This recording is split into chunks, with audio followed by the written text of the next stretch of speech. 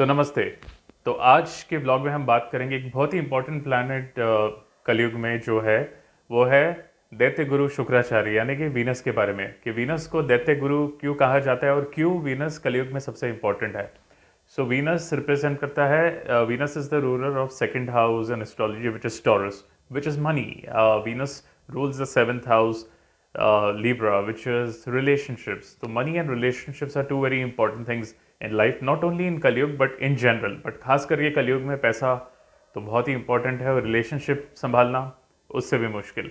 यानी कि इसके बीच में क्या कनेक्शन है, जो रिलेशनशिप संभाल सकता है वो फाइनेंसेस भी संभाल सकता है। सो देर इज अ कनेक्शन। शुक्र को दैत्य गुरु क्यों कहा जाता है? जैसे पुराने ज़माने में रामायण या महाभारत में आप देखते थे कि देव और दानव का युद्ध होता है सुर और असुर के बीच में। तो सुर असुर या देव दानव और कुछ नहीं होते। अगर इन्हें प्रैक्टिकल सेंस में देखें कि जो लोग भोगी हैं या जिन्हें मटेरियलिस्टिक डिज़ायर्स है, उन्हें काइंड ऑफ पुराने ज़माने में स्पिरिचुअल पाथ को ही असली पाथ माना जाता था। तो अगर आप मटेरियलिस्टिक है तो उसे बहुत बुरा माना जाता था, इसलिए उन्हें असुर कहा जाता है। तो इन प्रैक्टिकल सेंस जितने भी लोग कलयुग में है, mostly people have materialistic desires and very few people have spiritual desires. तो एक तरह से देखा जाए तो सभी असुर हो गए।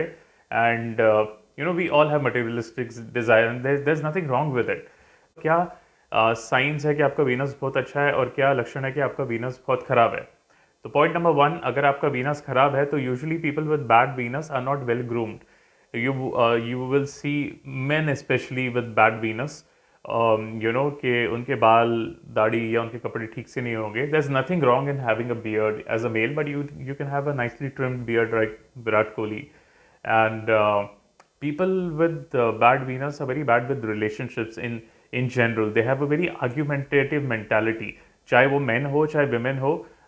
खास करके जैसे मैंने बोला, एक सिम्टम men में ये देखने को मिलता है जब उनका शुक्र खराब होता है, they are not well groomed, bad breath या बैड बॉडी ओडर की प्रॉब्लम उनको होगी। और women when they have a bad Venus they become very argumentative। ये आप नोट कीजिएगा और कमेंट कीजिएगा अगर ऐसा आपने नोट किया है तो।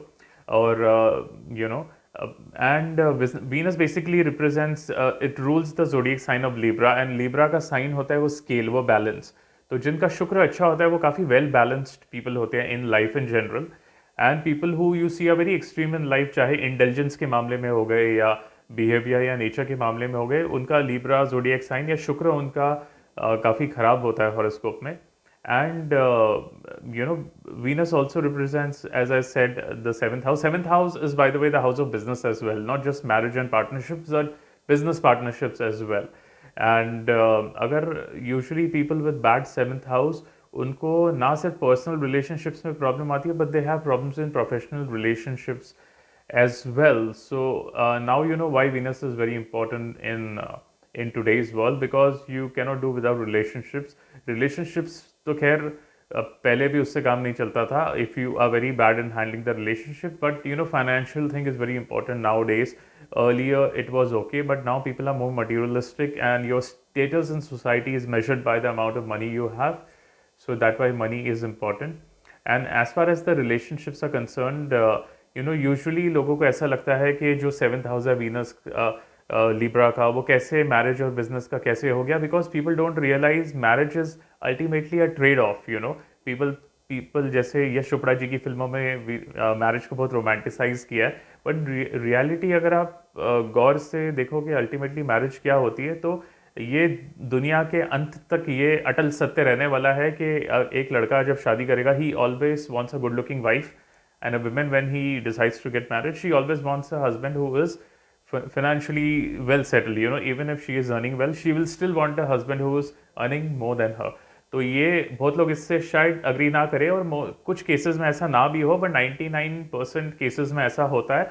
और ये जैसे मैंने कहा कि जीवन के अंत तक या दुनिया के अंत तक ये अटल सत्य रहने वाला है। सो अगर आपको अपना वीनस अच्छा करना है, अगर आपका अच्छा नहीं है, तो आर्ग्यू मत किया कीजिए ज़्यादा। फॉर एग्जाम्पल, अगर किसी का पॉइंट ऑफ व्यू आपसे नहीं मिलता तो ये आपका पॉइंट ऑफ व्यू है, ये मेरा पॉइंट ऑफ व्यू है, ऐसे करके आप बात को ख़त्म कर दीजिएगा।